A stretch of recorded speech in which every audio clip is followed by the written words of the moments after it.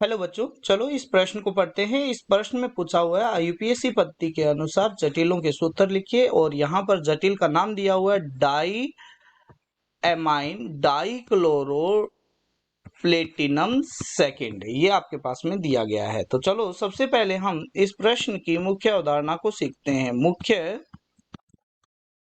अवधारणा, तो मुख्य अवधारणा के अंदर हमारे पास में एक यौगिक दिया गया है diammine dichloro chloro platinum second.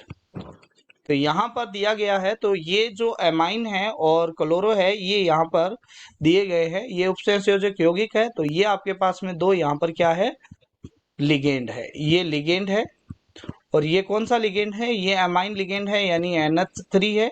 और ये भी आपके पास में लिगेंड है जो आपके पास में कौन सा दिया गया है, ये दिया हुआ है क्लोरीन।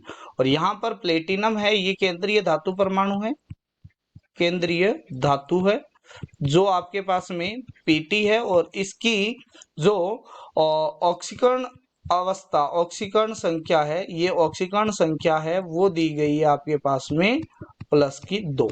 ठीक है, तो यहाँ पर हम सबसे पहले यहाँ पर स्टार्ट करते हैं। तो डाई का मतलब दो NH3 है और दो ही क्या है, क्लोरो है। तो सबसे पहले हम क्या करते हैं, एक बड़ा ब्रैकेट लगाते हैं क्योंकि जटिलों को हम हमेशा बड़े ब्रैकेट के अंदर लिखते हैं। तो इसमें दो प्रकार के लिगेंड है, तो यहाँ पर Cl है तो Cl 2 है और NH3 भी क्या है आपके पास में 2 है।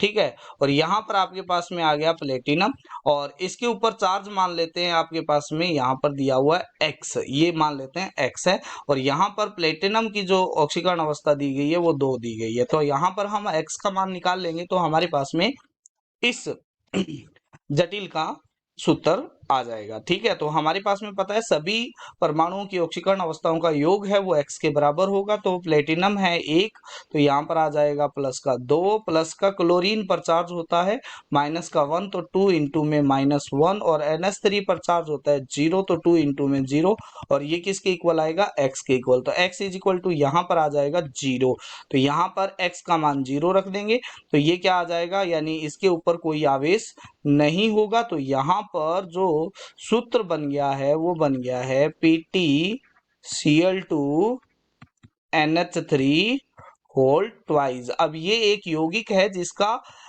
अगर हम ये बोलें तो इसका एक समावयवी होता है सिस, सिस समावयवी का यूज होता है। सिस समावयवी का उपयोग कैंसर के उपचार में किया जाता है, कैंसर के उपचार में किया जाता है। ये एक पर्टिकुलर यौगिक है, उसका उपयोग किया जाता है। आशा करते हैं मुख्य अवधारणा के आधार पर आपको इस प्रश्न का उत्तर समझ में आया होगा। धन्यवाद।